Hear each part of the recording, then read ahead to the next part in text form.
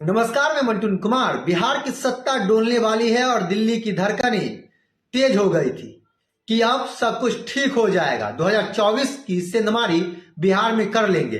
बिहार के मुख्यमंत्री नीतीश कुमार को चक्रव्यूह में जिस तरह से फंसाया गया और भाजपा के साथ चल पड़े, यूं ही इस दौर में खटपट शुरू हो गई थी।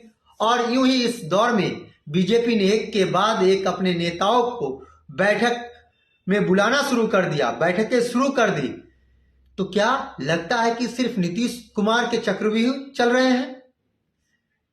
हो ना हो दिल्ली भी इस लपेटे में आ जाए, क्योंकि इस चक्र के पीछे भी एक चक्रव्यूह रचा गया है जिसे मीडिया छुपा रही है। सबसे बड़ा सवाल नीतीश कुमार के लिए, जननायक कर्पूरी ठाकुर को भारत रत्न देने की घोषणा के साथ ही नीतीश कुमार के लिए रेड कार्पेट बिछा दिया गया। मखमली था और उस मखमली रेड कार्पेट पर नीतीश कुमार ने परिवार वंशवाद के भाषण के सहारे उस मखमली कार्पेट पर चलने के लिए वो पूरी तरह तैयार हो गए। यह पूरा राजनीतिक विषाद उसके ही राजनीतिक दल में बैठे, या कहे तो राजनीतिक सलाहकार, या कहे तो उनके अगल बगल के लोग जातिगत, क्योंकि जातिगत जनगणना नीतीश कुमार ने करा दी थी और नीतीश कुमार की जातिगत जनगणना उन्हें रास नहीं आई थी। शुरू से ही ये जातिगत जनगणना को लेकर ये लोग खटक रहे थे, क्योंकि वो उस विचारधारा से नहीं आते थे। नीतीश कुमार की राजनीतिक विचार समाजवादी विचारधारा के आसपास ही भटकती रही।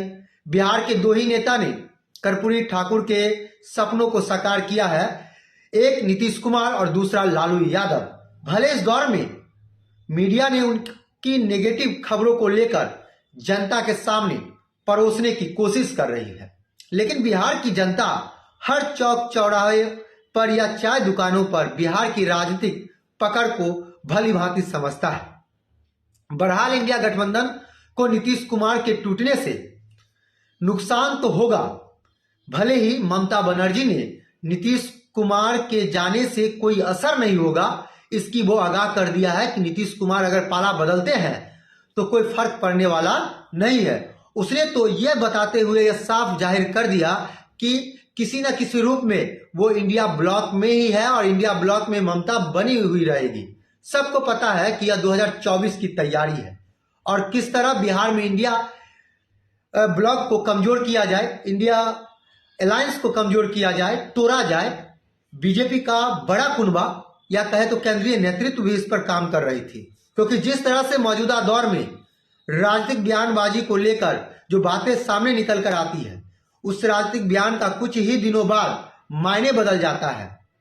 नीतीश कुमार का बयान हो, चाहे वो बीजेपी प्रदेश अध्यक्ष सम्राट चौधरी का बयान हो या गिरिराज सिंह का, वो बयान रील्स और मीम्स में बनकर रह जाता है। इससे साफ जाहिर हो चुका है कि देश की राजनीति अब जनता हित के लिए नहीं रह गई है, लेकिन दिल्ली की राजनीति सत्ता को लेकर सिर्फ 2024 का चुनाव है और उसमें बंगाल के क्षेत्र के तौर पर ममता बनर्जी कांग्रेस के सामने या इंडिया गठबंधन के सामने राजनीतिक साध रही है, यह कहते हुए कि वह इंडिया ब्लॉक में ही है। और यह इशारा ममता बनर्जी ने नीतीश कुमार के दिए हुए बयान पर कर दिया और यह साबित कर दिया कि वो इंडिया गठबंधन के साथ ही जुड़ा हुआ है। लेकिन नीतीश कुमार बिहार में अपनी मौजूदा राजनीति में बहुत मायने इसलिए नहीं रखते हैं क्योंकि वो अपनी राजनीतिक सौदेबाजी कई बार कर चुके हैं, कई बार इधर से उधर कर चुके हैं।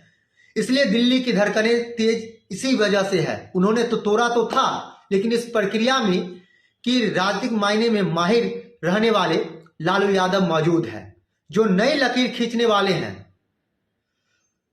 एक अगर बात की जाए, बात का एहसास किया जाए कि नीतीश कुमार को जनता के बीच वो संदेश देना चाहते हैं कि नीतीश कुमार उसे बीजेपी के साथ है, जिस बीजेपी के खिलाफ उन्होंने इंडिया ब्लॉक को खड़ा किया था, उस नरेंद्र मोदी के खिलाफ है, जो नरेंद्र मोदी के साथ वो बेतिया में होने वाले उनके कार्यक्रम में वो शामिल होंगे।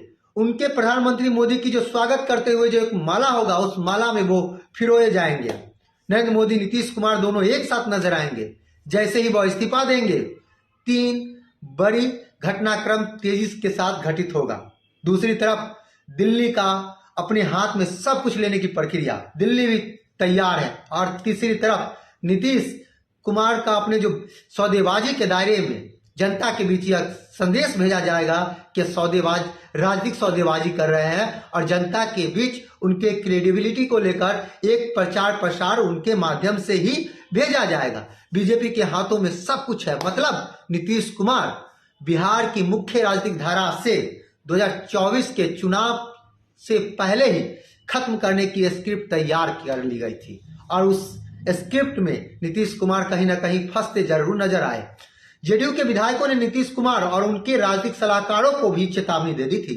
उससे तो साफ जाहिर हो गया कि अब कुछ बचा नहीं है, इसलिए धड़कनें दिल्ली की भी तेज हो चुकी है और जो इस्तीफे की बात हो रही है वो जेडीयू के पतन का कहीं कारण न बन जाए, ये शायद उनके विधायक सभी जान गए हैं। अगर बीजेपी लोटस ऑपरेशन करने के जरिए कुछ कांग्रेस की ओर साधने की कोशिश करेगा तो इंतजार कीजिए, लालू यादव भी एक लकीर खींचने के लिए तैयार है।